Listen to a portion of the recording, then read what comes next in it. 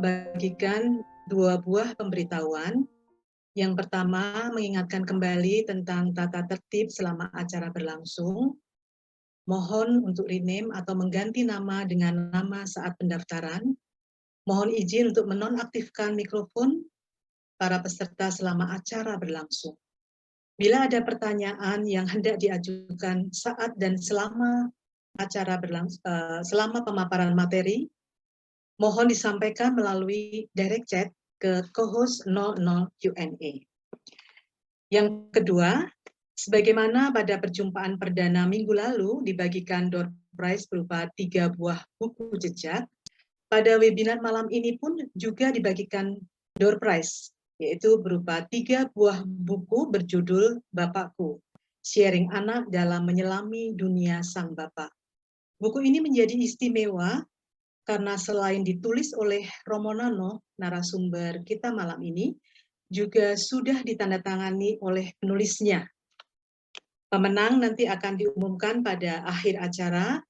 Pastikan para peserta mengikuti webinar ini hingga akhir. Siapa tahu Anda salah satunya yang beruntung. Para peserta webinar terkasih, marilah kita membuka acara webinar malam ini bersama-sama dengan doa pembuka yang akan dipimpin oleh Ibu Evi Melia. Silakan Bu Evi. Baiklah Bu Lili, terima kasih. Baik, saya akan membacakan doa pembukaan. Sebelumnya mari kita mulai dengan menyiapkan hati, kita hening sejenak. Dalam nama Bapa dan Putra dan Roh Kudus. Amin. Bunda Maria, Bunda Allah, kami bersyukur karena Allah telah membebaskan Engkau dari noda dosa sejak Engkau dikandung. Ia berkenan memperhatikan kerendahan-Mu dan mengangkat Engkau menjadi Ibu Sang Juru Selamat. Kami bersyukur pula karena Engkau telah menjadi teladan orang beriman. Dalam menanggapi panggilan Allah, Engkau menyerahkan diri segenap hati dengan berkata, "Aku ini hamba Tuhan, terjadilah padaku menurut perkataan-Mu." Ya Bunda, kami para putra-Mu sangat mencintai Engkau dan ingin mengikuti teladan-Mu. Mohonkanlah kami rahmat Allah, agar kami selalu berusaha melakukan kehendak Allah. Bunda yang penuh kasih sayang, kami serahkan kepadamu segenap acara kami malam ini. Sudilah Engkau selalu menyertai acara ini dari awal, pertengahan hingga akhir. Semoga kami semua menjadi anak-anak yang patuh kepadamu dan saling mengasihi dengan tulus hati. Ya Bunda, tolong bantu. Bukalah jalan iman bagi mereka yang belum mengenal putra-Mu Yesus. Ya Bunda Maria, penolong sejati, hantarkanlah semua permohonan kami ini ke hadirat putra-Mu, Sang Maharaja Kerajaan Damai, tempat setiap doa permohonan dikabulkan, setiap beban hati diringankan, dan segala kelemahan dikuatkan. Dialah Tuhan kami, kini dan sepanjang masa. Amin. Silahkan dilanjutkan kembali Bu Lili. Terima kasih doanya Ibu Evi. Baiklah, sebelum beranjak pada acara utama, pada kesempatan ini kami menyampaikan banyak terima kasih kepada para peserta yang sudah mengirimkan hasil refleksinya kepada kami, dan kami akan teruskan kepada Romo Nano akan mengolahnya. Namun sesuai dengan janji kami ya kepada para peserta, ada 2 di antaranya yang terpilih, dan untuk itu akan diberikan tanda kasih berupa rosario 7 duka Bunda Maria. Selamat kepada 2 peserta yang terpilih, nanti dari panitia akan menghubungi. Baiklah Romo, para suster, ibu bapak, serta rekan muda sekalian yang terkasih, tibalah kita pada acara utama hari ini, webinar seri Bunda Maria dengan tema Bunda Maria, Teladan Ignatius Loyola Mengikuti Tuhan Yesus Kristus. Dengan pembicara Romo Agustinus Setio Darmono, Serikat Yesus, yang akrab dengan sapaan Romo Nano. Kami persilahkan kepada Romo Nano untuk memaparkan materinya. Romo memiliki waktu 60 menit. Silakan Romo.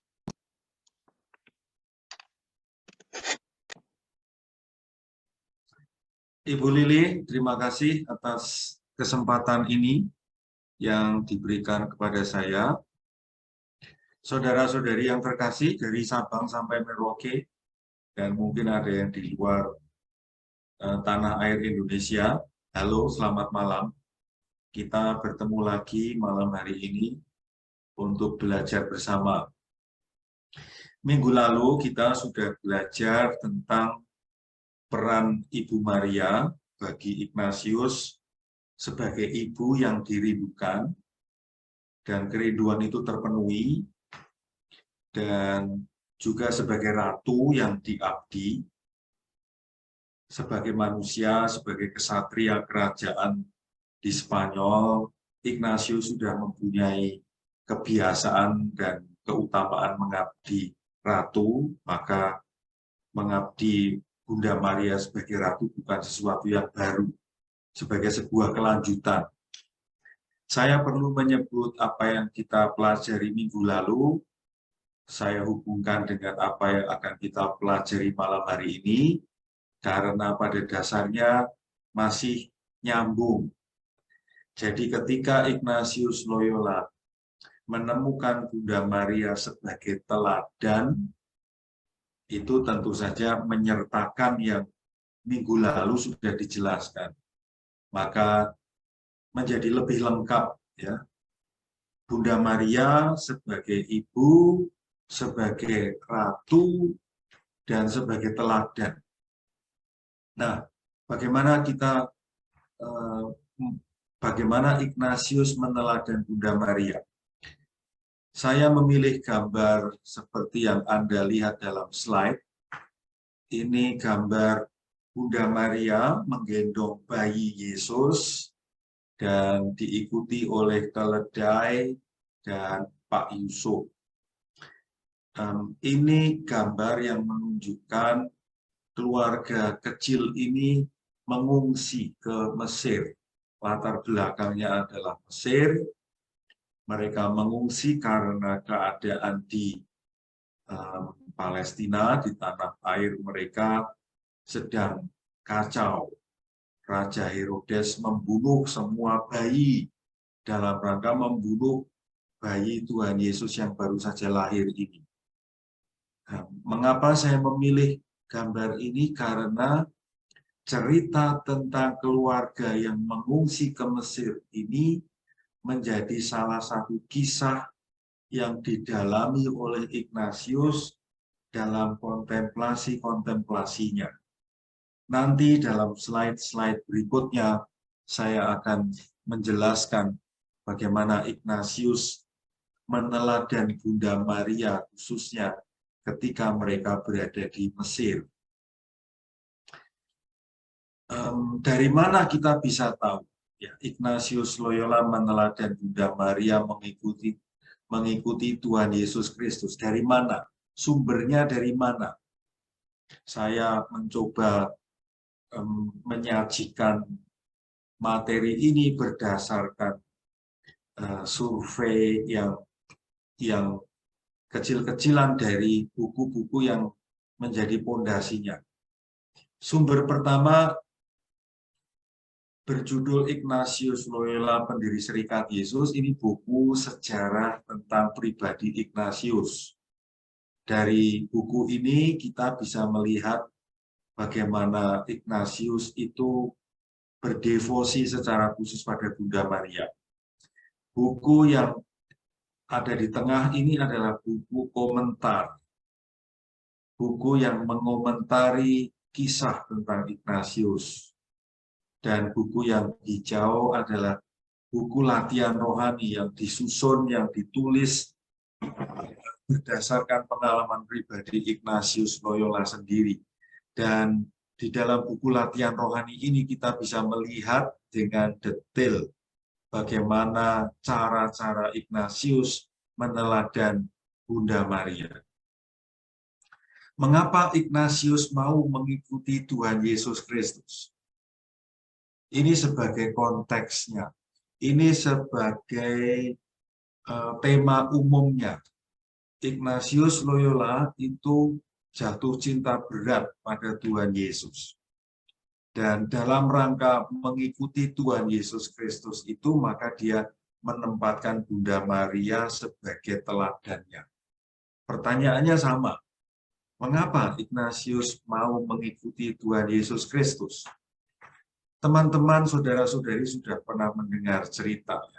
Pada waktu Ignatius Loyola terluka parah kakinya, dan dalam proses recovery dari sakitnya itu, dia membaca 2 buku. Buku pertama, buku berjudul Kisah Santo-Santo. Dalam bahasa Inggris ditulis menjadi The Golden Legend, Readings on the Saints. Ini berisi kisah hidup para santo. Ada Santo Fransiskus Assisi, Santo Dominikus, dan buku kedua adalah buku Hidup Yesus Kristus. Mirip dengan Injil, tetapi ini menjadi lebih lengkap. Nah, di buku ini, Ignatius mencermati kehidupan Yesus Kristus dan tentu saja Bunda Maria. Dari buku ini timbullah dorongan kuat untuk merubah hidupnya. Yang semula dia mau mengejar kemuliaan diri, dia lalu mengalami perubahan, dia ingin mengikuti Yesus Kristus. Mulainya dari sini. Dan saya katakan, keinginan mengikuti Yesus Kristus itu menjadi agenda yang utama. Kemudian dia berziarah ke Yerusalem. Gambar-gambar yang Anda lihat ini menunjukkan apa yang dialami Ignatius di Yerusalem. Gambar pertama, gambar kedua, gambar ketiga menunjukkan di Yerusalem itulah Ignatius mengalami Tuhan Yesus menampakkan diri pada dirinya. Ini peristiwa yang amat mengesan bagi Ignatius. Ini peristiwa yang merubah hidup Ignatius. Pengalaman dijumpai secara personal oleh Tuhan menumbuhkan rasa cinta. Dan rasa cinta itu akhirnya menggerakkan keinginannya, menggerakkan kehendaknya untuk mengikuti Yesus. Ini peristiwa yang luar biasa. Ini peristiwa yang istimewa. Ignatius semakin mencintai Yesus Kristus dan semakin ingin mengikuti jejak Yesus Kristus. Nah, dalam rangka itulah lalu Ignatius menemukan Bunda Maria sebagai teladannya. Lalu dia ditanya, mengapa kok Bunda Maria yang dipilih oleh Ignatius sebagai teladan mengikuti Tuhan Yesus? Mengapa bukan santo ini, mengapa bukan santa ini? Pada dasarnya sebetulnya Ignatius juga meneladan beberapa santo. Di dalam autobiografinya, Ignatius itu meneladan Santo Dominikus dan juga Santo Fransiskus Assisi. Tetapi kalau kita mencermati dalam buku latihan rohani yang dia susun, Bunda Maria nampak mempunyai tempat istimewa sebagai teladan bagi Ignatius mengikuti Tuhan Yesus Kristus. Nah, mengapa kok Bunda Maria? Penyebabnya tidak lain dan tidak bukan. Karena Bunda Maria itu satu-satunya manusia yang paling lengkap mengikuti Tuhan Yesus sejak awal sampai akhir hidupnya. Tidak ada manusia lain. yang mengalami pengalaman berjumpa dengan Tuhan Yesus itu selengkap Bunda Maria. Bunda Maria paling lengkap. Untuk itulah, karena itulah Ignatius memilih Bunda Maria sebagai teladan mengikuti Tuhan Yesus Kristus. Ini kurang lebih contoh-contoh, ya, gambar-gambar yang menunjukkan betapa lengkapnya Bunda Maria itu. Mulai dari dia mendapat kabar gembira dari malaikat Gabriel, lalu dia mengandung Allah Putra yang menjadi manusia, terus dia berjumpa dengan wanita lain yang juga mengalami mukjizat. Di usia yang sudah tidak memungkinkan hamil, Elizabeth mengandung. Jadi dua orang ibu ini, yang satu masih sangat muda, belum bersuami, yang satu sudah sangat tua. Yang secara medis dua-duanya sebetulnya tidak bisa mengandung bayi. Tetapi karena kuasa Allah keduanya bisa mengandung. Gambar berikutnya adalah gambar ketika Bunda Maria yang baru saja melahirkan, sudah harus mengungsi untuk keselamatan si bayi. Dan seterusnya masih banyak cerita di sekitar itu. Dan ini gambar yang menunjukkan Bunda Maria warna hijau ini menjumpai Tuhan Yesus putranya pada waktu memanggul salib. Gambar yang sebelah kanan dengan mudah bisa Anda tebak, ini patung Pieta. Patung Bunda Maria memapah, menggendong jenazah Yesus yang baru saja diturunkan dari salib. Sebetulnya masih ada rangkaian peristiwa-peristiwa lain antara gambar ini dan gambar sebelah kanan.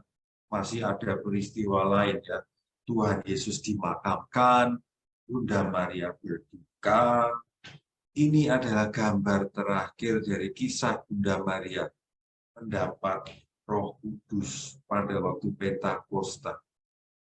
Saudara-saudari, saya sendiri ketika menyusun gambar-gambar ini, ketika membayangkan pengalaman Bunda Maria dari awal sampai akhir, saya merasa, wow, Bunda Maria itu sungguh lengkap mengalami Tuhan yang menjadi manusia. Sayang, ya sayang Bunda Maria nggak nulis buku harian. Kalau Bunda Maria nulis buku harian, wah tentu itu sangat menarik, ya. Bagaimana kisah dia mendapat kabar gembira, bagaimana dia mengalami anaknya disiksa, disalib, dan nanti mengalami anaknya bangkit. Tetapi meskipun tidak ada buku catatan harian dari Bunda Maria, dari Injil kita bisa membayangkan betapa lengkapnya Bunda Maria menjadi teladan kalau kita mau mengikuti Tuhan Yesus.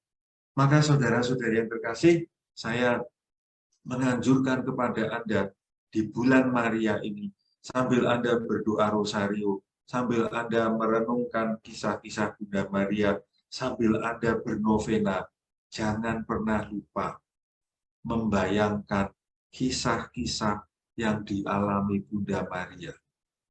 Karena dengan membayangkan kisah-kisah itu, kita bisa belajar banyak dari Bunda Maria.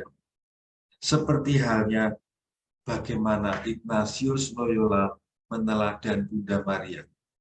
Bagaimana cara dia meneladan Bunda Maria? Saya menemukan ada 3 cara. Ada 3 cara yang dilakukan oleh Ignatius Loyola. Dan menurut saya, 3 cara ini bisa kita contoh. Mengapa kita perlu mencontoh cara Ignatius? Supaya cara kita berdevosi pada Bunda Maria berkembang, makin kaya, makin bervariasi. Saya sendiri mengalami 3 cara yang dipakai oleh Ignatius dan diajarkan kepada banyak orang melalui buku latihan rohani amat sangat membantu kita, amat sangat membantu saya untuk lebih dekat lagi dengan Bunda Maria, untuk lebih dekat lagi dalam proses mengikuti Tuhan Yesus. Cara yang pertama, Ignatius itu sebelum kakinya kena peluru meriam, itu sudah punya kebiasaan membaca. Ya, ini catatan penting. Dan sesudah peluru mengenai kakinya, dan dalam proses menunggu kesembuhan kakinya, dia punya banyak waktu. Karena harus bed rest di tempat tidurnya. Nah, ketika dia punya banyak waktu itu, dia melanjutkan kebiasaannya membaca. Tadi saya sudah menjelaskan 2 buku yang dia baca itu. Dan kalau Anda membaca buku autobiografi, di kisah autobiografi itu, Ignatius menjelaskan cara dia membaca. Dan cara dia membaca itu ternyata nantinya akan menjadi sebuah metode yang kita kenal sekarang menjadi kontemplasi. Kurang lebih cara membaca Ignatius itu adalah, kalau dia sudah membaca, dia akan menutup bukunya, terus dia membayangkan yang dia baca itu. Dia bayangkan, dia rasakan, dia nikmati betul-betul yang dia baca itu. Saudara-saudari, kebiasaan membaca dengan cara ini membuat apa yang dia baca terserap oleh mind, soul, and his body. Wah, keren. Dengan cara membaca seperti ini, yang dia baca, dia serap secara kuat dan mendalam. Maka teman-temanku, kita yang hidup di zaman gadget ini, saya amat prihatin karena kita semakin kehilangan budaya membaca buku. Kita lebih banyak menghabiskan waktu memegang handphone. Dan itu membuat kita tidak pernah baca buku lagi. Eman-eman, sayang.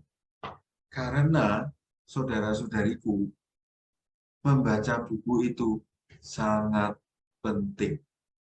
Nah, kita semua sadar kan, kita itu kan bisa pinter karena baca buku. SD, SMP, SMA. Kalau tidak ada kebiasaan membaca buku, ya kita nggak akan pernah berkembang. Sayangnya, ketika sudah tua, kita mengganti buku menjadi gadget. Tantangannya sekarang, anak-anak zaman now, megang gadget, memegang buku amat singkat, amat sedikit. Maka sebetulnya ini PR besar kita. Ini pekerjaan rumah yang besar. Bukan hanya untuk sekolah-sekolah para guru, tetapi lebih khusus lagi untuk bapak-bapak, ibu-ibu di rumah. Mari kita hidupkan lagi budaya membaca. Ini tadi yang saya ceritakan, gambar ini ya. Bagaimana Ignatius sesudah membaca, lalu ngelekedai dengan enak begini, terus membayangkan. Ini yang dia baca, itu dia bayangkan. Dia fantasikan, dia imajinasikan. Terus dia membayangkan yang lain lagi. Dia fantasikan, dia imajinasikan. Cara membaca menentukan yang dibaca terserap di kepala dan juga di hati kita. Maka tadi saya sudah mengajak teman-teman untuk mengeceknya. Saya akan terus mengajak teman-teman berefleksi supaya proses studi kita malam hari ini dan malam minggu depan, minggu berikutnya sungguh-sungguh bermanfaat. tidak hanya sekedar menjadi pengetahuan yang mudah terlewatkan. Saya mau mengajak teman-teman untuk bertanya, masih punya enggak kebiasaan membaca buku? Kalau sudah mulai hilang, mulailah lagi. Lalu apa yang perlu dibaca? Saya menyarankan, mumpung ini bulan Oktober, bulan Maria ya, coba baca dengan lengkap kisah-kisah Bunda Maria di 4 Injil. Baca. Supaya kepala kita itu berisi juga kisah-kisah tentang Bunda Maria. Lalu coba cermati kisah mana yang paling menarik. Dan melatih menggunakan imajinasi, menggunakan fantasi. Saya yakin, seyakin-yakinnya, saudara-saudariku, kalau Anda mengembangkan lagi budaya membaca, budaya berfantasi, saya yakin kemampuan devosi Anda akan tumbuh. Bukan hanya kemampuan devosi, kemampuan kita survive dalam hidup juga akan meningkat. Itu cara pertama Ignatius yang mudah kita tiru, hanya butuh konsistensi untuk melakukannya. Cara kedua, ini juga cara yang dulu pernah kita lakukan ya ketika belum ada gadget, belum ada internet, menulis. Ignatius itu menyalin, gila nggak sih? Menyalin dengan tulisan tangan dia. Apa yang dia baca, kalau Tuhan Yesus ngomong sesuatu, dia salin kata-kata Tuhan Yesus dengan tinta merah. Bunda Maria ngomong, dia salin dengan tinta biru. Kebiasaan menyalin ini menghasilkan 300 halaman kertas. Ini luar biasa. Kita zaman sekarang melakukan hal yang sama sih, tapi dengan copy paste. Klik copy paste, muncul di halaman yang baru. Tidak ada kerja motorik dengan tangan ya, menyalin. Saudara-saudariku, apa sih nilai pentingnya nyalin dengan tangan? Apa enggak sia-sia? Apa enggak lebih cepat copy paste dengan komputer? Kalau zaman Ignatius dulu sudah ada komputer, apakah dia akan tetap menyalin ya? Wah, saya enggak tahu. Yang jelas adalah dia melakukan ini. Dan dampaknya, apa saja yang dia salin, lebih mengendap, lebih kuat, lebih ngefek ke pikirannya, ke hatinya, ke jiwanya. Nah, teman-teman nanti bisa ngecek sendiri ya. Di 4 Injil kita, Matius, Markus, Lukas, Yohanes. Coba nanti dicek sendiri. Saya sudah nyoba ngecek. Yang saya temukan, Bunda Maria ngomong, itu hanya ada di Injil Lukas dan Yohanes. Di Injil Matius dan Markus, tidak ada kata-kata dari Bunda Maria. Saya bisa salah, Anda silakan ngecek. Nah, di Injil Lukas, kalimat yang diucapkan oleh Bunda Maria dan ditulis oleh penginjil, ini. Di Lukas bab 1, Lukas bab 2. Ya, kita sudah akrab dengan kalimat-kalimat ini. Bagaimana hal itu mungkin terjadi karena aku belum bersuami? Ini Bunda Maria mencoba melogika, ya, melogika omongan malaikat Gabriel yang mengatakan dia akan hamil itu. Gak mungkin lah ya. Tetapi malaikat lalu menjelaskan, Roh Kudus. Dan sikap Bunda Maria adalah, aku ini hamba Tuhan. Jadilah padaku menurut perkataan itu. Saudara-saudara, saya pun terkesan. Saya yakin Anda pun terkesan ya, dengan sikap Bunda Maria ini. Dia sadar siapa dirinya, dan dia menempatkan dirinya dengan tepat, dan dia melakukan apa yang dikehendaki oleh Tuhan meskipun tidak logis. Meskipun tidak masuk akal, dia tetap melakukan. Dan ini juga yang dicontoh oleh Ignatius Loyola. Dia menghadapi banyak hal yang impossible. Tetapi dia sadar siapa dirinya, hamba Tuhan. Maka dia melakukan yang tidak logis itu. Kalimat yang paling panjang, lebar, yang dikatakan oleh Bunda Maria itu ada di nyanyian pujian Maria, Kidung Maria, di Lukas bab 1 ayat 46-56. Panjang. Dan sebetulnya itu bukan kata-kata yang asli dari Bunda Maria, tetapi dari bagian kitab suci lain yang sudah akrab dia pelajari. Dan dia mengucapkan itu sebagai sebuah kidung syukur. Lalu Anda tahu kalimat berikutnya ini ya, ketika Tuhan Yesus, anaknya Yesus, anak Maria itu umur 12 tahun pergi, ngilang, nggak ngabari, padahal berada di Yerusalem dan orang tuanya sudah pulang ke Nazaret, harus balik lagi 3 hari perjalanan dan ketemu, lalu Mami Maria marah, kamu dia pergi nggak ngomong-ngomong, Mami kan kehilangan, kenapa sih kamu nggak ngomong-ngomong? Lalu jawaban anaknya itu menyadarkan Maria siapa dirinya dan siapa anaknya. Mengapa kamu mencari aku? Bukankah aku harus di rumah Bapakku?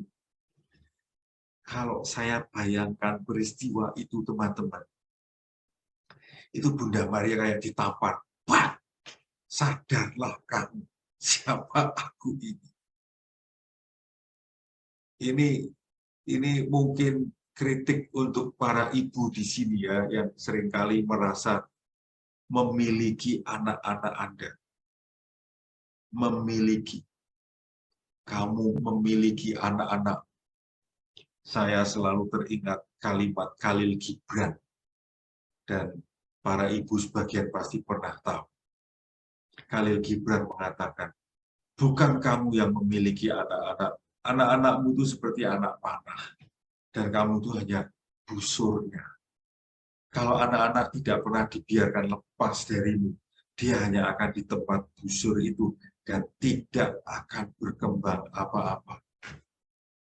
Ibu-ibu yang memiliki putra dan putri, sadarlah. Anda bukan pemilik anak-anak. Allah yang memiliki mereka. Dan Anda diberi tugas mengandung, melahirkan, mendidik.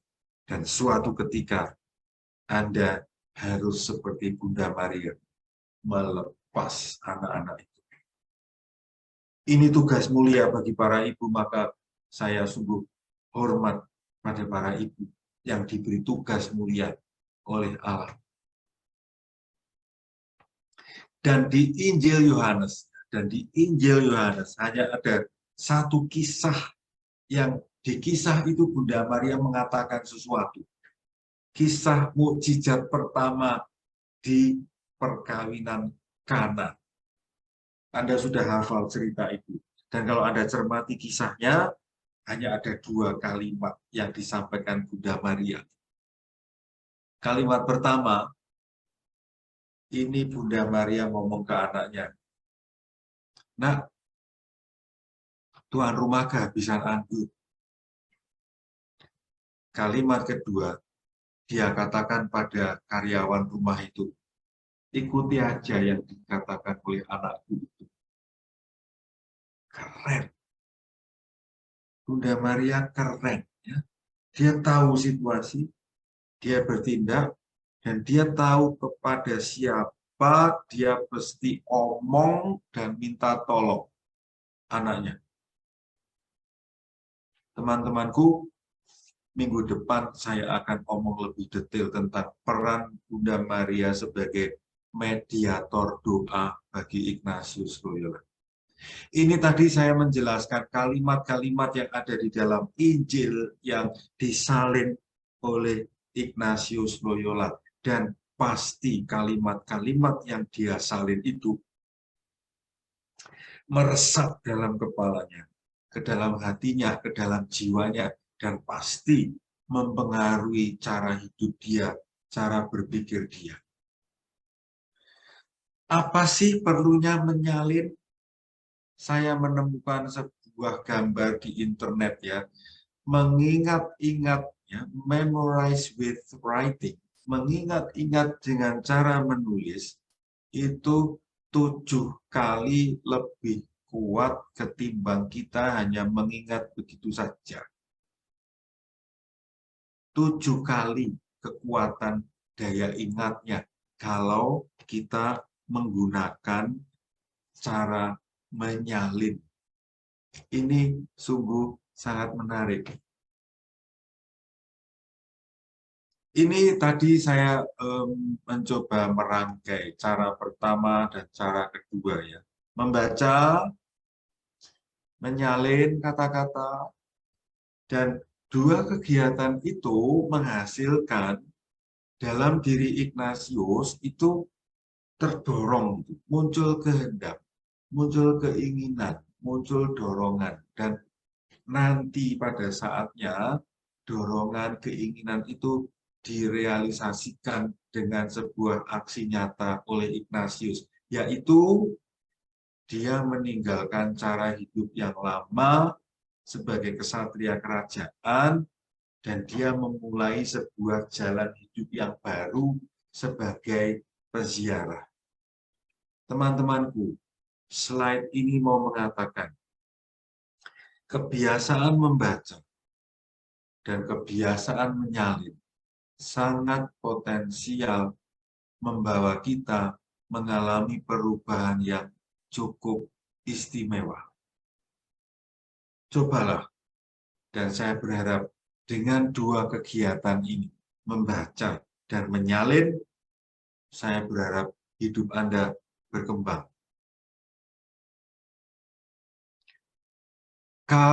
Cara yang ketiga, ini yang tadi sudah saya jelaskan sekilas. Cara ketiga yang dipakai oleh Ignatius adalah mengoptimalkan panca indera. Dengan itu dia melakukan kontemplasi. Atau dengan kata lain, kegiatan kontemplasi adalah sebuah kegiatan di mana kita mengoptimalkan kemampuan kita melihat, kemampuan kita menyentuh, kemampuan kita mendengarkan, kemampuan kita merasakan, dan kemampuan kita mencium. Apa sih perlunya mengoptimalkan lima indera ini? Saya teringat pengalaman ketika mengunjungi beberapa kali sekolah luar biasa untuk anak-anak difabel. Di tempat-tempat itu, anak-anak yang berada di sana, apalagi kalau mereka mengalami kecacatan yang ganda, ya tuli, ya bisu, ya buta, tetapi selama mereka masih bisa merasakan dengan sentuhan tangan, ternyata proses untuk mempunyai pengetahuan itu bisa dimulai dari sentuhan. Kalau penglihatan itu masih ada, walaupun sangat sedikit, misalnya hanya 5%, daya melihat itu bisa dioptimalkan. Ada tokoh besar bernama Helen Keller. Dia itu buta, tuli, bisu. Dari anak yang buta, tuli, dan bisu ini, dengan cara-cara tertentu mengembangkan 5 indera ini, si Helen Keller itu bisa berkembang. Dia bisa menyelesaikan studi di perguruan tinggi. Data-data ini mau mengatakan, saudara-saudariku, 5 indera yang diberikan Tuhan Allah kepada kita yang jarang kita optimalkan, itu sebetulnya punya potensi-potensi yang besar untuk pengembangan diri kita, khususnya dalam hal ini untuk berdevosi pada Bunda Maria atau untuk berelasi dengan Allah. Maka ini juga menjadi notifikasi bagi kita semua, bagi Anda. Intelijensi bukan satu-satunya yang paling hebat. IQ yang tinggi bukan dewa dari segala dewa kemampuan-kemampuan kita. 5 indera ini, ya, 5 indera ini merupakan potensi-potensi besar untuk pengembangan diri kita. Ignatius menggunakan 5 indera itu ya untuk berkontemplasi, dan cara-cara yang dia pakai untuk berkontemplasi itu dia tuliskan di buku latihan rohani. Saya memilih 2 gambar Ignatius ya. Gambar Ignatius ini wajahnya tuh ramah, lembut, membuat kita aman gitu ya. Saya senang kalau ketemu Ignatius yang ya ganteng seperti ini dan lembut wajahnya, matanya itu lembut gitu. Di sebelah kanan ini wajah yang agak angkuh, agak marah, tapi ya mungkin menantang ya. Anda suka yang mana? Anda suka yang mana? Sebetulnya harus menyadari, kita semua harus menyadari dua-duanya ini ya wajah Ignatius. Ini wajah yang menantang kita untuk berani nggak kamu? Berani nggak kamu memasuki latihan rohani untuk mengembangkan dirimu sendiri? Berani nggak kamu mengembangkan kemampuan devosimu agar kamu mengalami seperti yang saya alami? Nah, ini tantangan saudara-saudara. Dan berikutnya saya mau menunjukkan bagaimana cara-cara Ignatius mengembangkan cara devosinya, mengembangkan 5 indera. Yang pertama, dia selalu melakukan mohon rahmat. Jadi sebelum latihan-latihan, sebelum berdevosi, mohon. Bunda Maria atau Allah Bapa, saya mohon rahmat ini, please. Dan sekali lagi, Ignatius karena jatuh cinta pada Tuhan Yesus, rahmat yang dia mohon terus-menerus adalah supaya dia bisa mengikuti, mencintai Tuhan yang telah menjadi manusia bagiku. Ini permohonan penting. Apakah Ignatius pernah mohon kebutuhan-kebutuhan dasarnya seperti kita, mohon rezeki, mohon kesehatan, mohon jodoh, mohon ini, mohon itu? Saya tidak tahu. Saya tidak tahu. Tetapi saya mengenal Ignatius, ini adalah orang yang betul-betul mempunyai passion, concern, komitmen mengikuti Tuhan Yesus. Dan ini yang dia mohonkan. Cara yang pertama, teman-teman nanti akan terus-menerus melihat gambar anak muda cowok yang bermeditasi. Ini simbol bahwa apa yang dilakukan ini dalam konteks seperti meditasi. Jadi duduk tenang. Duduk tenang, tidak harus dalam posisi ini. Yang penting adalah duduk tenang, hening. Langkah pertama, mengingat-ingat cerita. Artinya ada cerita yang dipilih. Dan cerita itu diingat-ingat. Awalnya gimana? Misalnya perkawinan di Kana tadi ya, suasana perkawinan, ada makanan, ada minuman, ada banyak orang, ada pengantinnya, senang ketemu orang, ngobrol sana-sini, sambil makan dan minum. Mengingat-ingat cerita. Langkah kedua, membayangkan tempatnya. Membayangkan tempatnya. Rumahnya besar atau kecil, tanamannya kayak apa, suasananya seperti apa, kursinya seperti apa. Membayangkan tempat itu sangat penting. Ketiga, melihat pribadi yang hadir siapa, orangnya kayak apa, wajahnya, bentuknya, bajunya, sepatunya. Lihat satu persatu. Sampai di sini saya mau mengulang. Sebetulnya ini kan gampang kan? Sebetulnya ini kayak orang ngalamun kan?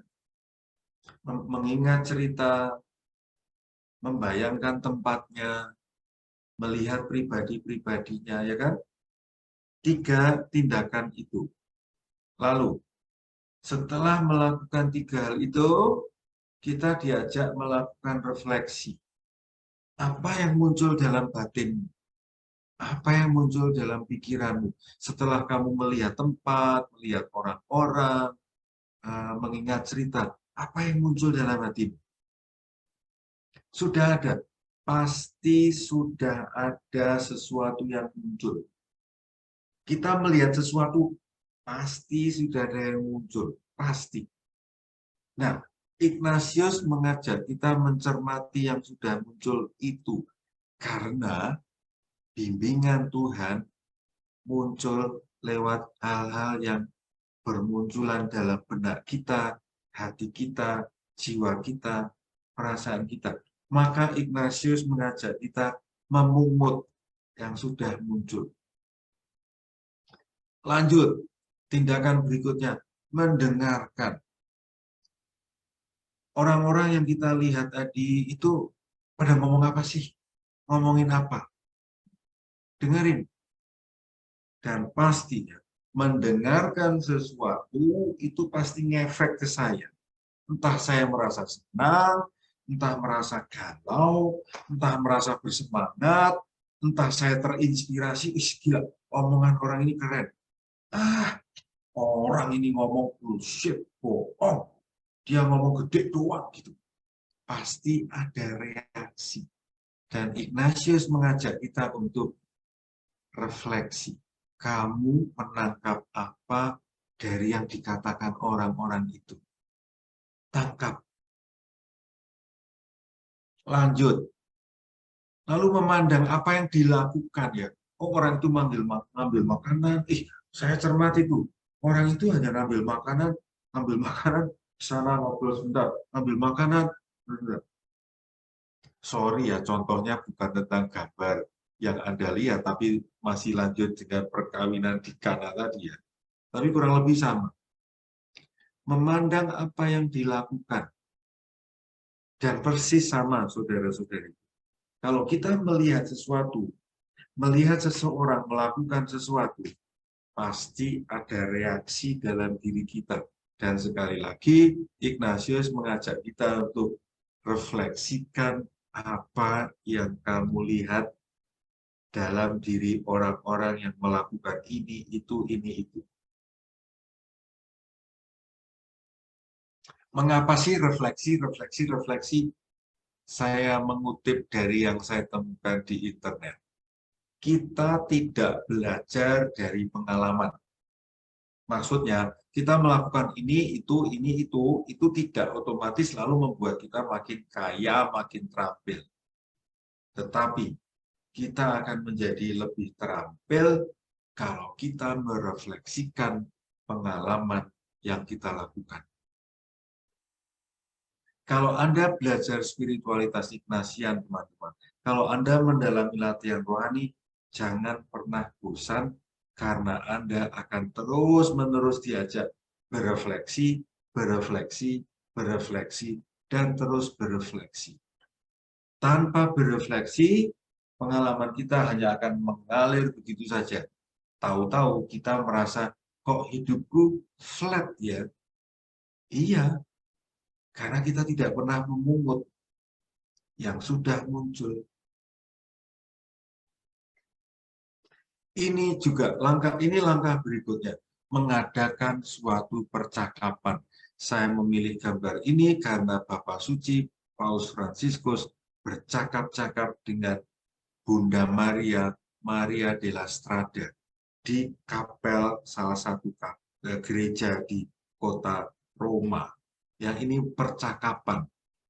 Bapak Suci menyampaikan sesuatu dan dia mencoba diam dan mendengarkan kira-kira apa reaksi dari Bunda Maria. Bisa dicermati dari gerak batin yang muncul. Percakapan juga menjadi salah satu ciri khas spiritualitas Ignatian. Minggu depan saya akan menjelaskan makna percakapan lebih detail lagi. Bagian terakhir dari rangkaian tadi, teman-teman. Ini masih cara ketiga tadi ya, mengingat cerita, melihat, memandang, berefleksi, mendengarkan, berefleksi, mengadakan percakapan, dan rangkaian ini ditutup dengan memohon sesuatu. Setelah saya melihat, setelah saya mendengarkan, setelah saya memandang yang mereka lakukan, saya merasa sesuatu. Dan itu saya mohonkan kepada Tuhan melalui Bunda Maria. Maka saya mencoba menyimpulkan, ini ibarat seseorang yang sedang melakukan kontemplasi. Dan 8 langkah ini yang tadi sudah saya lakukan. Saudara-saudariku, gambar ini mau mengatakan perempuan ini melakukan sebuah kontemplasi tentang Pak Yusuf dan Bu Maria yang membawa pulang Yesus dari Mesir ke Nazaret. Tadi gambar di awal yang ada di virtual background kita itu adalah mereka datang ke Mesir. Dan gambar penutup dari slide ini adalah mereka meninggalkan Mesir. Dan kisah ini sungguh sangat layak untuk dikontemplasikan dengan cara-cara yang tadi sudah saya jelaskan, 8 langkah ini. Wah, kok kayaknya jelimet, Romo? Enggak jelimet. Mengingat cerita, membayangkan tempat, melihat pribadi, mendengarkan, memandang. Ini kan daily activity kita. Ini kan kegiatan harian kita. Hanya bedanya adalah yang kita lihat, yang kita bayangkan adalah kisah-kisah Bunda Maria atau kisah-kisah suci lainnya. Apa sih gunanya kontemplasi? Kontemplasi, saudara-saudariku, membantu kita itu terhubung dengan yang ilahi. Ignatius Loyola mengkontemplasikan Bunda Maria dan Tuhan Yesus menjadi terhubung. Kontemplasi itu membuat manusia, perempuan muda yang kontemplasi ini mengkontemplasikan Bunda Maria yang baru saja melahirkan Tuhan Yesus. Dia terkoneksi, dia bisa hadir dalam peristiwa itu. Dan sebaliknya, orang yang mengkontemplasikan kisah Bunda Maria pun berarti membuat Bunda Maria pun hadir dalam hidup kita. Maka saya mau mengajak teman-teman untuk, apakah Anda sudah mengoptimalkan kemampuan kontemplasi, melihat, mendengarkan, merasakan, terlibat, berefleksi? Apakah Anda mengembangkan kemampuan dialog? Mengapa hal-hal ini saya tanyakan? Ini hal-hal yang sebetulnya setiap harinya kita lakukan. Kalau kita lakukan hal-hal itu sebagai sebuah cara berdevosi, saya yakin hidup rohani Anda akan berkembang seperti yang dialami oleh Ignatius sendiri. Saya teringat pada waktu saya masih SD, pinjam buku Regu Garuda Berkemah. Wah, ini kan seri petualangan ya. Atau juga waktu saya kecil itu novel 5 Sekawan. Ternyata dengan membaca novel-novel itu, lalu fantasi saya, imajinasi saya itu mengikuti gambar-gambar cerita-cerita itu ya. Dan kontemplasi itu membuat kisah-kisah itu menjadi hidup. Dan yang lebih penting adalah kisah-kisah itu membuat saya menjadi lebih hidup. Saya menjadi senang berpetualang, saya menjadi senang berpramuka. maka saya jadi senang mengikuti yang dilakukan, yang dikisahkan itu. Kontemplasi membuat kisah menjadi hidup, dan aku dihidupkan oleh kontemplasi. Budaya di sekolah kita yang membunuh kontemplasi adalah menghafal. Menghafal itu memperkecil kemampuan berimajinasi. Saudara-saudari yang terakhir, ini slide saya yang terakhir. Mulailah berdevosi pada Bunda Maria dengan berkontemplasi. Terima kasih banyak atas perhatian Anda. Terima kasih banyak atas 316 orang yang hadir dalam proses belajar bersama malam hari ini. Semoga ada satu gambar, satu kata minimal yang menginspirasi Anda malam hari ini untuk mengembangkan kemampuan devosi Anda. Terima kasih banyak atas perhatian Anda. Saya kembalikan kepada Ibu Lili. Wow, terima kasih banyak Romanano. Kita kasih reaction ke Romanano, tangan boleh atau hati. Terima kasih Romanano, seperti biasanya pemaparan Romanano jelas dan mencerahkan. Kita semua tahu mengapa kita harus belajar atau belajar dari Santo Ignatius Loyola kepada Bunda Maria sebagai teladan yang istimewa, karena memang Bunda Maria adalah satu-satunya manusia yang lengkap mengikuti Yesus Kristus. Dan tadi Romo menjelaskan begitu panjang lebar bagaimana caranya. Nah itu teman-teman, para peserta PPT hari ini juga bisa kita share ya. Ya, terima kasih sekali lagi Romo Nano.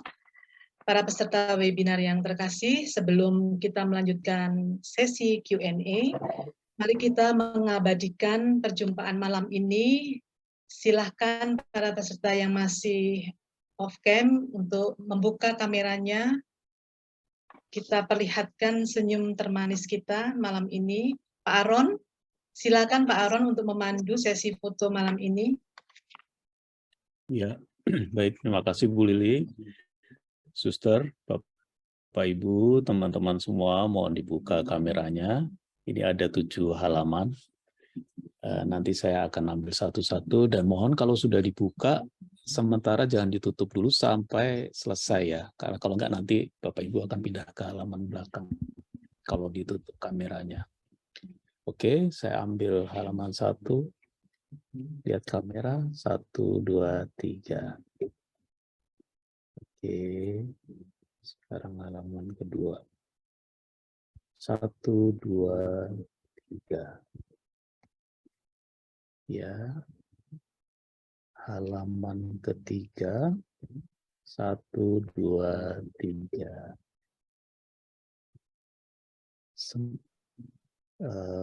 Ya, halaman keempat masih banyak yang tutup nih. 1, 2, 3. Oke, halaman kelima. 1, 2, 3. Ya, halaman ke-6. 1, 2, 3. Dan halaman terakhir. 1, 2, 3. Oke, terima kasih Bu Lili. Terima kasih Pak Aron. Baiklah, Romo dan para peserta webinar yang terkasih, marilah kita melanjutkan mata acara berikutnya, yaitu sesi Q&A yang akan dipandu oleh Ibu Rosari Ananta. Waktu yang tersedia 30 menit, silahkan Bu Rosari. Terima kasih Ibu Lili. Luar biasa pengajaran pada malam hari ini. Sesi kedua, Bunda Maria Teladan Ignatius Loyola mengikuti Yesus. Romo, Suster, Bapak Ibu Saudara-saudari terkasih, mari kita mulai sesi tanya jawab. Kita mulai dengan pertanyaan pertama ya, Romo. Selamat malam, Romo Nano, izin bertanya. Bagaimana caranya mengetahui gerak batin sesudah membaca kisah? Mohon pencerahannya. Gampang. Ya, dengarkan saja perasaan yang muncul, pikiran yang muncul. Gitu. Segampang itu sebetulnya. Apakah gerakan batin selalu benar? Enggak selalu, harus dicek dulu ya. Tapi untuk mengetahui ya, diam, letakkan handphone Anda, ya duduk, diam, dan coba jujur pada perasaan. Kuncinya itu, jujur pada perasaan. Marah bilang marah, sedih bilang sedih, galau bilang galau. Jangan jaim, jangan pencitraan. Laki-laki nggak boleh nangis. Padahal sedih banget, tapi nggak boleh nangis. Aku harus kuat, aku harus kuat. Ya elah, merasa aja nggak apa-apa. Itu kuncinya ya, otentik apa adanya. Dengarkan apa yang ada dalam hati. Itu kuncinya. Memang untuk orang-orang tertentu menjadi apa adanya itu susah. Karena sudah terbiasa harus begini, harus begitu gitu. Tapi prinsipnya pertanyaan ini gampang menjawabnya. Yaitu ya dengarkan saja apa yang ada di hatimu, perasaanmu, apa yang muncul dalam benakmu, harus apa adanya. Demikian Rosari. Terima kasih Romo. Kita ke pertanyaan kedua ya. Dalam doa yang memakai 5 indera, saya tidak bisa memakai semua indera yang saya punya untuk berdoa kontemplasi. Seperti memakai indera penciuman, apakah bisa saya merubah suasana hati dengan indera penciuman? Seperti mencium maksud musuh-musuh Yesus yang merencanakan niat buruk atau mencium niat baik, niat jelek dalam doa saya, yang nantinya bisa membuat saya jadi lebih peka untuk membedakan gerak hati pada yang baik atau yang tidak baik. Terima kasih, Rosari. Kita diberi 5 ya, kita diberi 5 indera. Sebetulnya nih ya, satu saja itu sudah bisa kita optimalkan. Tadi kan saya sudah memberi contoh ya, anak-anak kita yang difabel, nggak bisa melihat, nggak bisa mendengar, nggak bisa ngomong. Itu kan, ini kan 3 inderanya kan boleh dikatakan mati kalau tidak, bukan kalau kecil gitu ya. Itu saja mereka bisa berkembang kok. Oke, misalnya hanya indera penciuman yang tajam ya. Saya mau mengajak Anda untuk membayangkan ini ya. Setiap dari kita, semua dari kita ini kan punya pengalaman dengan penciuman kita ini, hidung nih ya. Makanan tertentu, wah enak nih, gitu, senang. Rendang, padang, sederhana. Aduh, jadi ngiler nih. Lihat, penciuman ngefek pada perasaan kita. Bahkan badan kita pun, enak nih rendang padang sederhana nih. Ya. Tapi kita juga punya trauma pada bau tertentu. Misalnya, pada waktu kecil ada orang yang kehilangan ibunya. Dan bau utama yang paling kuat dia ingat di memorinya adalah bunga sedap malam ya untuk upacara itu. Maka anak ini dalam pertumbuhannya begitu dia mencium bau bunga sedap malam yang harum itu, dia langsung ilfil. Mengapa? Bau bunga sedap malam mengingatkan dia pada peristiwa ibunya meninggal. Saudara-saudari, lihat, indera penciuman itu ngefek di memori kita. Dan begitu stimulus bau itu muncul, itu ngefek di persepsi, memori, rasa, dan badan. Lihat, yang tadi rendang padang, yang satu bunga sedap malam. Yang satu membuat, yang satu membuat, Maka satu indera saja itu sebetulnya sudah luar biasa. Maka tidak apa-apa sih kalau dalam kontemplasi kita hanya bisa dengerin, it's okay. Hanya bisa mengandalkan penciuman, no problem at all. Yang penting mengoptimalkan. Begitu, Rosari. Terima kasih Romo. Jadi tidak semua indera ya ketika berkontemplasi. Baik, pertanyaan berikutnya Romo.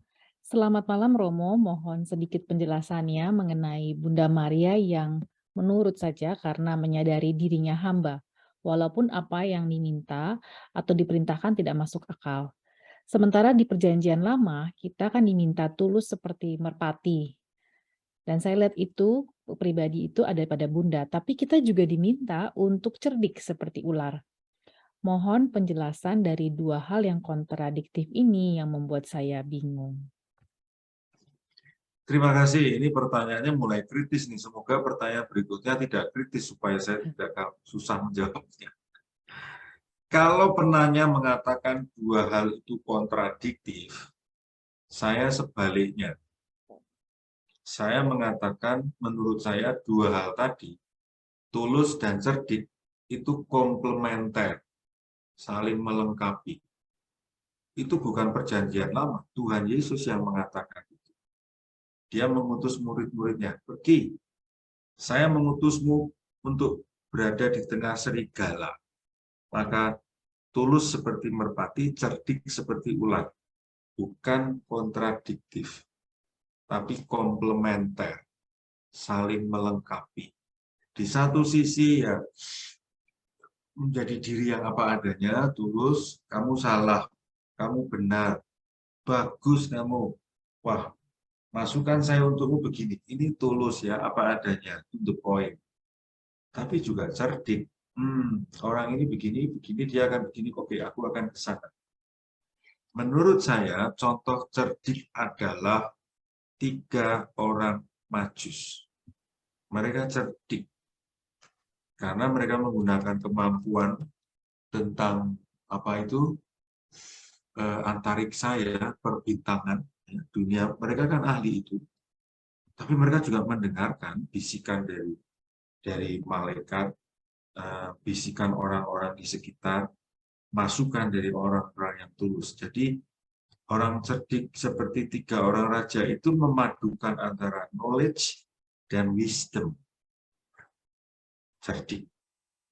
Bukan apa ya, bukan apa itu, bukan sebuah kecerdasan untuk merugikan orang lain.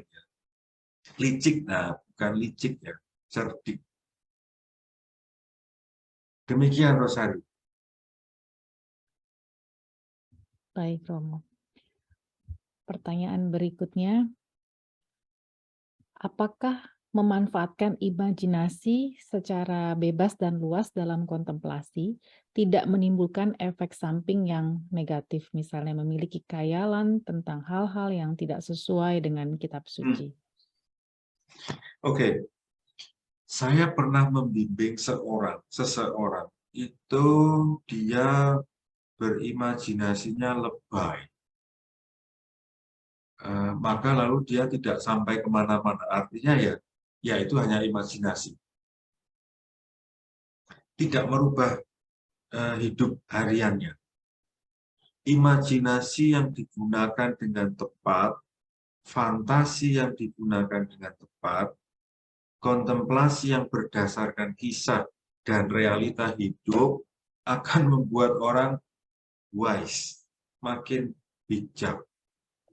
Tapi seperti halnya sesuatu yang digunakan berlebihan akan berdampak buruk. Beberapa orang yang saya dampingi itu berfantasinya lebay, berlebihan, dan ceritanya sih seru ya, wah seru. Tapi nggak merubah apa-apa dalam hidupnya.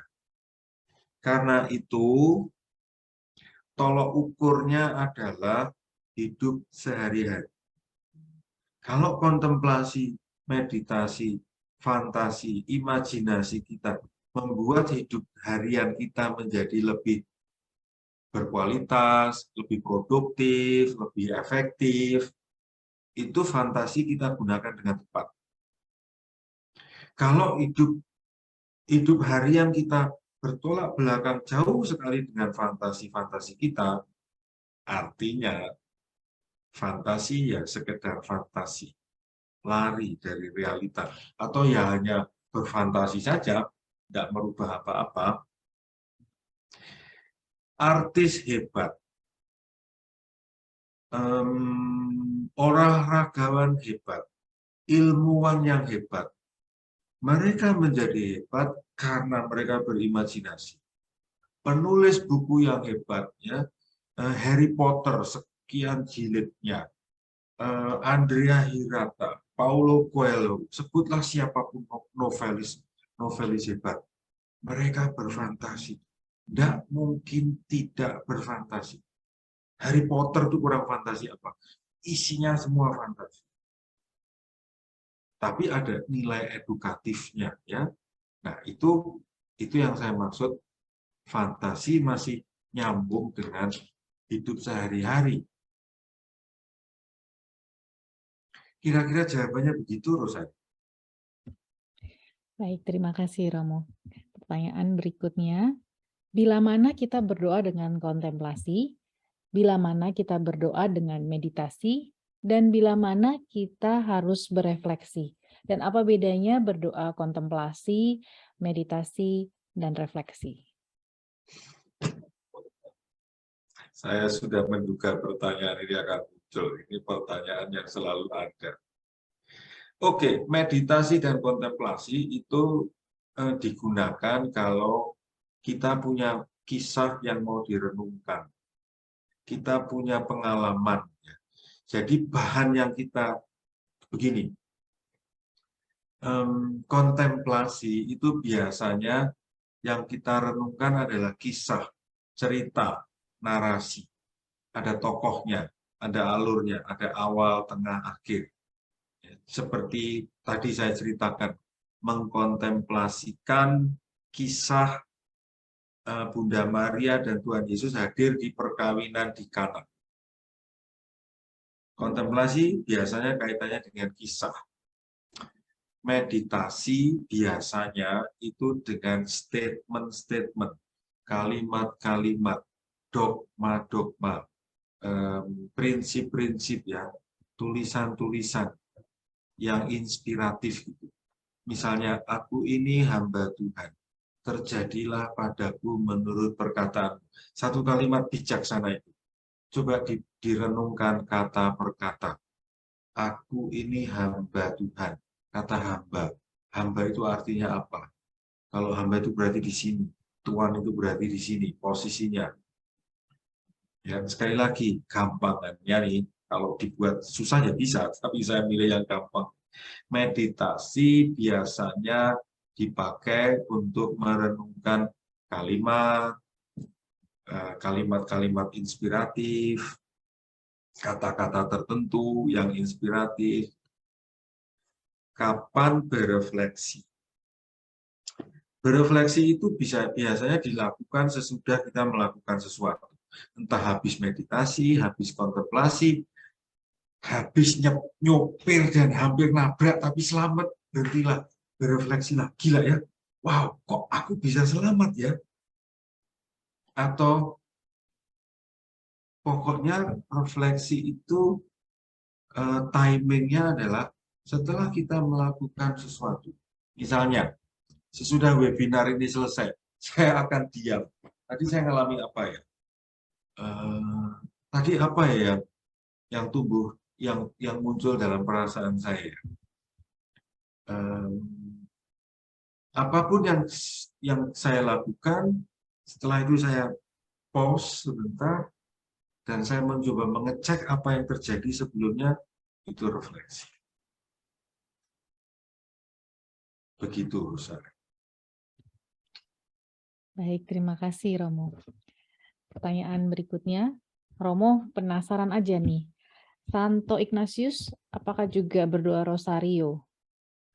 Lalu apakah kontemplasi juga bisa dilakukan ketika kita sedang berdoa rosario? Pertanyaan pertama, tidak ada data. Atau saya belum menemukan data Ignatius berdoa rosario. Saya tidak menemukan data. Bisa saja Ignatius berdoa rosario, tapi saya belum nemu tulisan yang menyatakan Ignatius berdoa rosario. Ya, jawaban saya itu, saya tidak mengatakan Ignatius tidak berdoa rosario atau Ignatius berdoa rosario. Saya tidak mengatakan itu. Yang saya katakan adalah, saya tidak menemukan data tertulis Ignatius berdoa rosario. Pertanyaan kedua, apakah saya bisa rosario sambil kontemplasi? Menurut saya tidak bisa. Kontemplasi itu bisa dilakukan ketika saya tenang. Badan saya rileks, tidak mengerjakan yang lain. Kalau saya berdoa rosario, sambil kontemplasi itu kan membayangkan sesuatu. Kalau saya bisa fokus pada yang saya bayangkan, nggak mungkin dong tangan saya masih begini dan salam Maria penuh. Nggak mungkin. Kalau ada di antara kita yang sambil berosario terus kontemplasi, saya ingin ketemu dan mendengar bagaimana kamu bisa melakukan dua hal itu. Kalau menurut saya, tidak bisa. Kalau berdoa rosario sambil membayangkan sesuatu, terus ngucapin salam Marianya gimana dong? Karena kan ngomong itu kan butuh fokus kan. Kita nggak fokus bisa, tadi aku ngomong apa? Jadi menurut saya nggak mungkin berdoa rosario sambil kontemplasi. Menurut saran saya, pilih satu, rosario atau kontemplasi. Kedua-duanya almost impossible.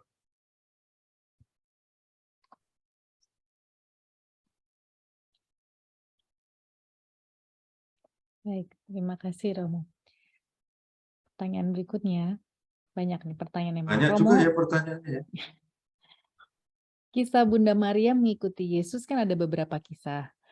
Kapan kita memakai kisah Maria yang mengungsi ke Mesir misalnya, atau saat Maria mengunjungi Elizabeth, atau saat pantai Pentakosta di mana Maria hadir bersama para rasul? Oke. Ada dua cara menggunakannya. Cara pertama, mencoba membaca kisahnya, pahami isinya, temukan inspirasinya, dan mungkin lalu bertanya, aku pernah nggak ya ngalamin kisah macam ini? Cara kedua, cermati peristiwa yang sedang kualami. Aku sedang ngalamin apa ya? Aku sedang mengalami direndahkan. Ada orang yang merendahkanku. Dan aku sakit hati rasanya. Terus bertanya, pernah nggak ya Bunda Maria ngalamin ini? Oh pernah. Yang merendahkan dia itu malah anaknya sendiri. Suatu ketika Tuhan Yesus mengajar nih. Terus ada murid yang memberitahu, Guru, ibumu datang. Saudara-saudarimu datang. Tuhan Yesus jawab apa? Ingat, ibuku, saudara-saudariku. Ibuku itu yang mereka yang melakukan kehendak Allah itu ibuku. Kalau saya jadi Maria mungkin sakit hati kan. Kurang ajar nih anak. Anak ini nggak ngakui. Oh ya, ibu apa kabar gitu kan. Mungkin Bunda Maria mengharapkan itu ya. Ibu apa kabar sebentar ya, aku ngajar dulu nih. Sorry Bu, aku sedang webinar nih ya. Saya selesaikan jam 9. Nanti saya ketemu ibu. Seperti ibu saya kadang-kadang telepon. Oh, Bu sedang rapat. Nanti ya. Oh iya.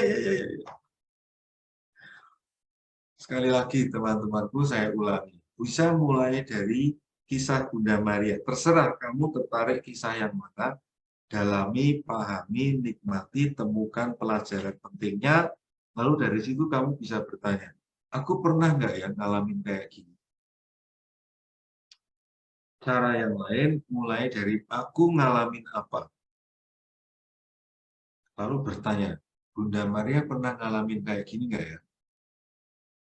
Teman-temanku, saya mencoba dua hal itu ya. Dan saya senang karena kisah-kisah Bunda Maria, atau lebih luas lagi, kisah-kisah di dalam kitab suci sebetulnya kisah-kisahku juga. Banyak kisahku sudah dinarasikan di sana. Atau banyak narasi di dalam kitab suci, itu sebetulnya narasiku juga. Begitu, Rosari. Terima kasih Romo. Saya rasa sudah cukup pertanyaan-pertanyaannya ya Mo ya. Nanti bisa dilanjutkan di sesi berikutnya. Terima kasih Romo Nano yang telah memberikan pencerahan kepada kita. Nanti untuk pertanyaan berikutnya di sesi-sesi berikutnya, sesi 3 dan 4 mungkin juga akan terjawab setelah Romo mengajarkan sesi berikutnya dan bisa ditanyakan juga lagi di sesi berikutnya. Nah, Bapak Ibu tadi Romo Nano memberikan pertanyaan reflektif yang dapat direnungkan masing-masing peserta dan dituliskan refleksinya secara pribadi. Dan bagi yang ingin men-sharingkan refleksinya atau permenungannya, dapat mengirimkan tulisan hasil refleksinya ke WA Maria atau ke email aminigo7@gmail.com. Dan untuk detail teknisnya akan kami informasikan di WA grup webinar. Dan nanti di akhir webinar, Romo akan menanggapi secara umum ya, secara umum hasil refleksi para peserta. Juga sebagai feedback pada Romo bahwa apa yang disampaikan apakah refleksinya itu sudah sejalan gitu ya. Nah, selanjutnya Romo berkenan untuk memberikan closing statement.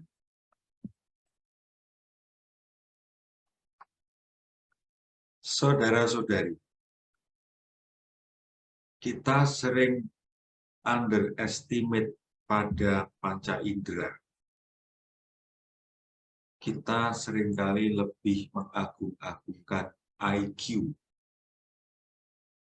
Saya mengajak teman-teman semua untuk menyadari bahwa 5 indera kita itu adalah 5 mesin perkembangan diri yang dahsyat.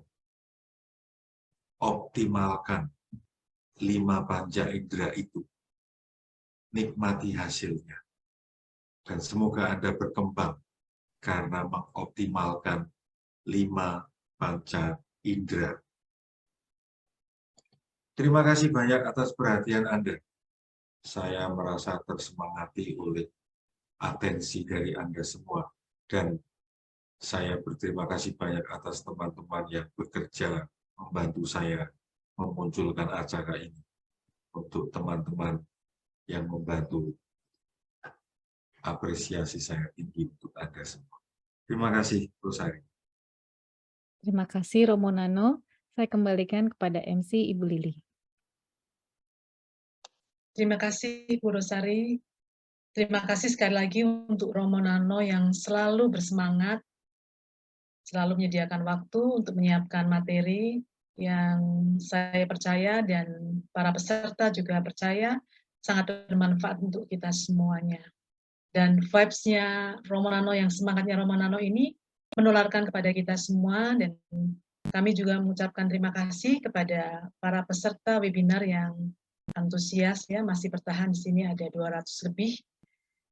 Baiklah, sesuai tadi yang saya janjikan di awal acara, ada door prize yang diberikan kepada 3 pemenang, dan di layar akan segera tampil nama-nama peserta yang beruntung mendapatkan buku Bapakku. Iya, ada 3 orang. Yang pertama, Bonaventura Rohmat, kemudian Elizabeth Herawati, dan yang ketiga Yanto Suryawan. Selamat kepada para pemenang. Mohon untuk menghubungi Ibu Maria, admin di WA Group, untuk memberikan alamat pengiriman buku. Selanjutnya, diinformasikan pula bahwa untuk mendukung pendidikan Yesuit muda, juga untuk keberlangsungan kegiatan-kegiatan webinar, dibuka persembahan kasih, dimaksudkan memberikan kesempatan kepada para sahabat yang berkenan berbagi kasih melalui BCA dengan nomor rekening 604 453 5887 atau dapat juga melalui QR Code. Kami mengucapkan terima kasih atas partisipasi dan dukungan yang diberikan. Para peserta yang terkasih, kembali lagi diingatkan kembali bahwa untuk seri ketiga dijadwalkan pada minggu depan, pada hari yang sama, hari Selasa, tanggal 18 Oktober 2022, pada jam yang sama 19.30 sampai dengan 21.30 waktu Indonesia Barat, mengangkat tema Bunda Maria, mediator doa bagi Ignatius Loyola. Mohon dicatat, pastikan bergabung dan jangan terlewat. Silakan kepada para peserta juga untuk mengajak teman dan sahabat bergabung mengikuti webinar seri 3 ini, yang tentu juga sangat menarik dan menjadi rangkaian dari webinar seri kita malam ini. Link Zoom webinar seri 3 nanti akan dibagikan melalui WA Group 1 hari sebelum tanggal webinar. Satu lagi informasi penting saya kira untuk para sahabat dan para peserta webinar, bahwa PPT materi yang disampaikan Romo Nano pada webinar malam ini akan dibagikan kepada para peserta melalui WA Group. Baiklah, Romo, para suster, ibu bapak, dan rekan-rekan muda dimanapun Anda berada yang terkasih, kita sudah berada di penghujung acara. Kini kita akhiri acara malam ini dengan doa dan berkat penutup dari Allah Bapa melalui Romo Nano. Silakan Ibu Evi untuk memimpin doa penutup. Saudara-saudari, mari kita akhiri acara malam ini dengan doa penutup. Marilah kita berdoa. Dalam nama Bapa dan Putra dan Roh Kudus. Amin. Ibu, bantulah iman kami. Buka telinga kami untuk mendengar firman Tuhan dan untuk mengenali suara dan panggilannya. Bangkitkan dalam diri kami keinginan untuk mengikuti jejaknya, untuk pergi dari tanah kita sendiri dan untuk menerima janjinya. Tolonglah kami untuk dijamah oleh kasih-Nya, agar kami dapat menjamahnya dalam iman. Bantulah kami untuk mempercayakan diri kami sepenuhnya kepadanya dan untuk percaya pada kasih-Nya, terutama pada saat-saat pencobaan. Di bawah bayang-bayang salib, ketika iman kami dipanggil untuk menjadi dewasa. Taburlah dalam iman kami sukacita dari yang bangkit. Ingatkan kami bahwa mereka yang percaya tidak pernah sendirian. Ajari kami untuk melihat segala sesuatu dengan mata Yesus, agar Ia menjadi terang bagi jalan kami.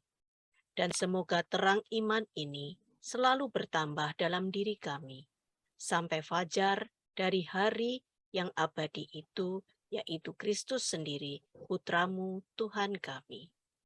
Silakan Romo Nano, kami mohon berkat. Saudara-saudariku yang terkasih, Allah yang senantiasa mencintai kita, selalu membimbing, memberkati, dan melindungi kita sekalian. Dalam nama Bapa dan Putra dan Roh Kudus. Amin. Terima kasih banyak. Selamat malam. Terima kasih Romo Nano. Selamat malam. Terima kasih Romo Nano. Thank you, Romo. Terima kasih Romo. Terima kasih Romo. Terima kasih Romo. Terima kasih. Terima kasih Romo. Terima kasih Romo Nano. Terima kasih Romo Nano. Salam. Bermanfaat. Terima kasih Romo Nano. Aplikasi. Sampai ketemu lagi minggu depan.